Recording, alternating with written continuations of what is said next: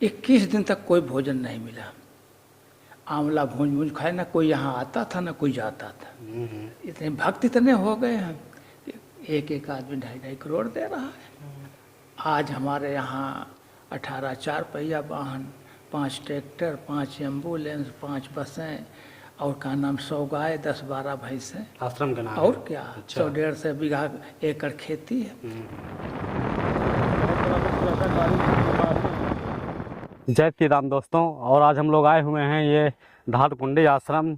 ये जंगलों के बीच में है, चारों तरफ से यहाँ बड़े बड़े पर्वत हैं, विशाल विशाल पर्वत हैं और पूरा जंगल ही जंगल है। जैसा कि आप लोगों ने रास्ते में देखा होगा, ये जंगल हम लगभग ये 21 किलोमीटर जंगल पार करके अंदर आए हैं और ये घने जंगलों के बीच में दिव्य आश्रम बना हुआ है, जो ये श्री परमहंस आश्रम धारकुंडी के नाम से जाना जाता है। बहुत ही भव्य आश्रम है, बहुत ही रहस्यमय चीज़ें हैं अंदर, बहुत सी गुफाएं हैं और बहुत से दिव्य साधु संतों के दर्शन होंगे, उनका सत्संग करेंगे। आइए आप लोगों को वहाँ ले चलते हैं और दर्शन कराते हैं महात्मा जी के, प्लस आश्रम को दिखाते हैं। बहुत ही भव्य आश्रम बना हुआ है और बहुत ही प्यारा आश्रम है। चारों तरफ बड़ी बड़ी यहाँ गुफाएं हैं और चारों तरफ पर्वत हैं और पर्वत के बीच में आश्रम पाया जाता है। तो ये पहाड़ों पे ही बना हुआ है। ये देख सकते हैं, ये पत्थर लगाया नहीं गया, ये नेचुरल पहाड़ पे, ये नेचुरल पहाड़ का ही काट के बना है। जो प्लस जो गढ़ा गया है बहुत ही अलग बनाया गया है। आए हम लोग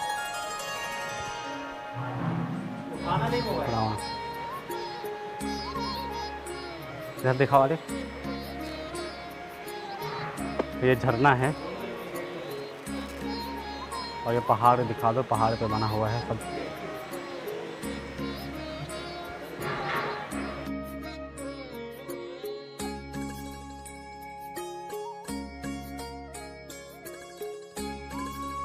दोस्तों आप लोग देख सकते हैं, ये मेरे पीछे धारकुंडी आश्रम है। ये धारकुंडी आश्रम का दृश्य है और आगे भी बना हुआ काफ़ी बड़ा आश्रम है। मैं तो साइड में हूँ, ये पूरा पहाड़ों के बीच पे बना हुआ है। अब इधर देख सकते पहाड़ ही पहाड़ है। एक बार दृश्य दिखा दो आदि भाई, इधर चारों तरफ बहुत ही सुंदर दृश्य है आश्रम का। और आइए अब आपको आगे ले चलते हैं, वहाँ का भी दृश्य आपको दिखाता हूँ मैं। अगर कोई संत महात्मा मिलते हैं तो वहाँ उनसे यहाँ के बारे में हम लोग पूछते हैं। दोस्तों हम लोग ये धारकुंडी आश्रम आए हुए हैं, यहाँ एक महाराज जी हमको मिले हैं, यहाँ के बारे में हमको बताएंगे। महाराज जी ये आश्रम कब का बना हुआ है यहाँ?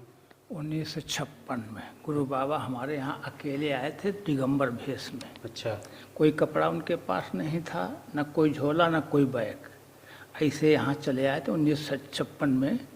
न शेर कमी थी, न भालू कमी थी, न चीते कमी थी, न सांप कमी थी, न बिच्छू कमी थी और आज भी कमी नहीं। हम लोग बने में रह रहे, वो बगैर बने में रहे। अच्छा। 21 दिन तक कोई भोजन नहीं मिला। आंवला भूंज भूंज खाए, ना कोई यहाँ आता था ना कोई जाता था। 21 दिन के बाद एक इधर अमुअत पड़ता है। अच्छा। वहाँ से एक आदमी इधर आया है, उसने देखा यहाँ कोई बाबा रह रहा है। उसने आके यहाँ जब बात किया है तो उसको जो है बड़ी खुशी मिल गई। तो वो कुछ दिन के लिए अपने घर से भोजन बनवा कर लाता रहा। फिर इसके बाद में यहाँ से जो है सामान ला कर रख के बनाने लगा, खाने लगा, खिलाने लगा और रुकने लगा। जब रुकने लगा वो, तो फिर एक कुछ समय के बाद तीसरे ने देखा, वो यहाँ रुका। यहाँ कोई सामान नहीं था, यानी उस पीरियड में 5 अन्न की रोटी बनती थी। इतना गेहूं भी नहीं होता था। ज्वार बाजरा मक्का और गेहूं जौ मिला के जो है सब पिसाया जाता था, उसी की रोटी यहाँ बनती थी। इसके बाद एक बार डीएम साहब यहाँ आए। अच्छा। तो डीएम साहब जो भोजन था वही डीएम साहब को भोजन कराया गया। तो डीएम साहब को थोड़ा कष्ट हुआ कि जंगल में रहने वाले व्यक्ति इस तरीके से भोजन कर रहे हैं। तो उन्होंने एक डीसीएम यहाँ गेहूं गिरवा दिया। जब गेहूं गिरवा दिया तो रोटेशन बनना शुरू हो गया।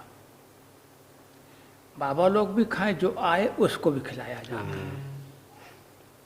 चलने लगी गाड़ी धीरे धीरे करके। लेकिन हमारे गुरु बाबा जब शाम को यहाँ अकेले रहते थे तो ये देखते थे कि अब तो चिड़िया भी मेरा साथ छोड़ रहे हैं, हम तो अकेले रात में रहे जा रहे हैं। जी महाराज। कोई अगर शेर भालू आ जाएगा तो हम चिल्लाएंगे, यहाँ तो कोई सुनने वाला नहीं, कहाँ हम फंस गए आके। लेकिन समर्पण भाव बना दिया उन्होंने, प्रभु अब तुम्हें संभालो। अगर नहीं संभालोगे, जो ये जंगली शेर है फिर यही शेर बन के रहेगा। अगर थोड़ा सहारा आपका मिल जाएगा तो फिर जंगल में शेर बन के हम ही रहेंगे। सहारा मिल गया, जंगल में शेर बन के रह रहे। आज हमारे यहाँ लाखों खा रहे, 18 चार पहिया वाहन, 5 ट्रैक्टर, 5 एम्बुलेंस, 5 बसें, और का नाम 100 गाय, 10-12 भैंसें, आश्रम का नाम और क्या, अच्छा। 100-150 बीघा एकड़ खेती है। तो और इतने भक्त इतने हो गए हैं कि एक आदमी 2.5 करोड़ दे रहा है, लाखों खा रहे हैं यहाँ। लेकिन अब हमारे गुरु जी के अंदर ये भाव नहीं रहा कि ये मेरे द्वारा बना। एक आदमी कमरा बना लेता है कि हमारा 1 लाख लगा, हम कैसे इसको छोड़ दें, उसके अंदर मोह हो जाता है। और ये हमारे गुरु बाबा के अंदर है नहीं। मोह सकल व्याघिन कर मूला, पुण्य तिन से उपजय बहुसूला। मोह ही खराब चीज होती है। 3 साल हो गए यहाँ छोड़ दिया, बम्बई में रहने लगे। संभाल कह दिया कि अब चेला लोग तुम संभालो, हमारी जो संपत्ति है, पाप पुण्य संपत्ति है, आप लोग संभालो। वहाँ रहने लगे, कोई दिक्कत उनको नहीं। और जब ये भाव रहता है तो फिर वो प्रभु की तरफ नहीं जाएगा, माया की तरफ जाएगा। काम क्रोध लोभ मोह मद मत्सर आशा तृष्णा विषय वासना, ये तो माया की फौज है। ज्ञान वैराग अनुराग शांति क्षमा दया संतोष, ये प्रभु की फौज, इसी के वो प्रभु भक्त हैं जी। तो हमारे यहाँ एक और अधमर्शन कुंड है। अच्छा। कौरव पांडव जब अज्ञातवास में आए थे तो यहाँ कहीं पानी नहीं था। तो युधिष्ठिर ने सोचा कि वहाँ चिड़िया उड़ रही हैं तो वहाँ पानी हो सकता है। तो सहदेव को भेजा। उस पीरियड में यक्ष रहता था, उसके 4 प्रश्न हैं। उसने जब सहदेव पानी पीने लगे, लेने लगे, तो उसने मना कर दिया कि नहीं, पानी नहीं पिएंगे, जब हमारे प्रश्नों का उत्तर देंगे तब पानी पिएंगे। तो उत्तर नहीं दे पाए। नकुल गए, उत्तर नहीं दे पाएगा। भीम गए, उत्तर नहीं दे पाए। अर्जुन गए, उत्तर नहीं दे पाए। जब युधिष्ठिर वहाँ पहुँचे तो यक्ष ने कहा कि हमारे प्रश्न का उत्तर दें, इसके बाद पानी पिए। तो उन्होंने कहा ठीक, पूछिए। उन्होंने पूछे, उन्होंने उत्तर दे दिया। जब उत्तर दिया तो खुश हुआ, बोला अपना एक भाई जिंदा करा लो। तो उन्होंने कहा हमारे सहदेव नकुल में एक भाई को जिंदा कर दो। तो बोले भीम अर्जुन तुम्हारे बलवानों में हैं, उनको क्यों नहीं जिंदा कराया? बोले फिर 1 मार्क हो जाए, कलंक लग जाएगा। तो खुश होकर उनके सभी भाइयों को जिंदा किया और कहा जाओ, जब रविवार 7वीं पड़े अच्छा, तो नहा के जाओ यहाँ से, कुंड से। हाँ, कुंड से। उनके पीरियड में कभी रविवार 7वीं नहीं पड़ी। अच्छा, कुंड कहाँ पे? आगे अभी नाम बताएं हमारे, कौन सा कुंड होता है? अधमर्शन कुंड, पापनाशक कुंड। तो उन्होंने जो है फिर श्राप दे दिया कि जाओ कलयुग में 2 बार पढ़ो।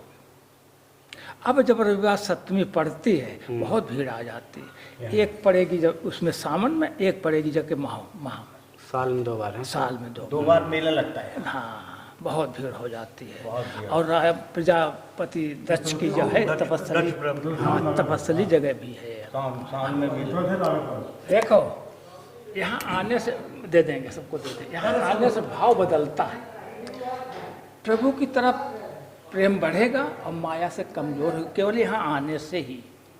अनुभव करके देख लीजिए आप। बिल्कुल सही। और जैसे लोग कहने, ये थोड़ा छोड़िएगा कि लोग कहते हैं ये लड़की मेरी है, ये लड़का मेरा है, ये मकान मेरा है, ये दुकान मेरी है, ये 4 पहिया वाहन मेरा, ये शहर का बंगला मेरा। जब सब तेरा ही है तो उसका क्या? तेरा शरीर भी नहीं, तेरा तो शरीर भी नहीं, सब तूने अपने ही बना लिया, मेरा कुछ रखा ही नहीं। उसके लिए कैसा चाहिए? मेरा मुझ में कुछ नहीं, जो कुछ है सो तोर, और तेरा तुझको सौंपते का लागत है मोर। मेरा कुछ प्रभु नहीं, ये शरीर भी तो आप का है दिया हुआ, हमारा क्या है? जब ये भाव बनाएंगे आप, ऑटोमेटिक आपकी तरफ बढ़ने लगेगा। और ये मुर्दों का देश, कोई साबित नहीं बचेगा, कोई बचा हो तो बताओ। नहीं। पृथ्वी पर जिसने जन्म लिया वो निश्चय एक दिन मरता है। जो जलता है वो बुझता है, जो फलता है वो झड़ता है। मानो तो क्या इंद्र आदि सर्वदा नहीं रहने पाते। कर्मा अनुसार 84 में हर प्राणी है आता जाता। अगर हम आपसे पूछ दें कि पीछे आपके कितने जन्म हुए, कुछ पता है? नहीं। आगे आपको काहे जन्म मिलेगा वो भी पता नहीं, तो सुधार हम कर लें। कितने हो चुके जन्म पीछे, कितने आगे तय करना है। कितने घर गुजर चुके अब तक, कितने अब और गुजरना है। जब अपना ही कुछ पता नहीं तो कैसे रिश्ते नाते हैं। सब सपने का सा है दिखाओ जो भी आँखों में आता है। कैसा घर कैसे घर वाले, जग चलती फिरती छाया है। जो अपनी रास्ता आया है वो अपनी रास्ता जाता है। जिस जीव आत्मा से ममता है वो अविनाशी कहलाता है। समझो शरीर को अपना तो ये एक रोज छूट जाता है। जो बोल रहा देखा न कभी, जिसको देखा वो अब भी है। फिर बतलाओ है कौन मरा किसकी ये रोवा पीटी है कोई अपना? एकम ब्रह्म द्वितीय नाश, दूसरी कोई चीज है ही नहीं। बना लो थोड़े दिन के लिए। क्या बात है। और हम सभी लोग ब्रह्म हैं, हम भूले भटके हैं। हम सभी लोग ब्रह्म कैसे? हमारे वाल्मीकि जी तो चोर थे और राम राम कहना नहीं आता था, और मरा मरा कह के वो ब्रह्म समाना हो गए।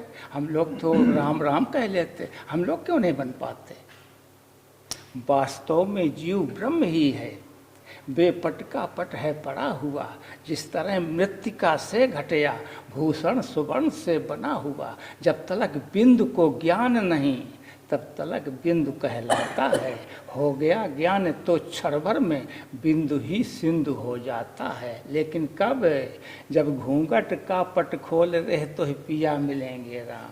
जब माया का पर्दा हटा देंगे प्रभु को झलक मिलना शुरू हो जाएगा। और जब तक माया का पर्दा नहीं हटेगा तब तक प्रभु की झलक नहीं मिलेगी। क्यों? जब तक कोई संसार का आनंद लेता है उसको प्रभु का आनंद नहीं मिलेगा, और जब संसार का आनंद को त्याग देगा तो प्रभु का आनंद मिलना लगेगा। एक रहेगा। सोचो कि हम दोनों कर लें तो नहीं, कि संसार का भी आनंद ले लें और प्रभु को भी आनंद हमको मिल जाए, दोनों हाथों में लड्डू हो जाए मेरे, तो वो नहीं होएगा। एक ही होएगा। ठीक।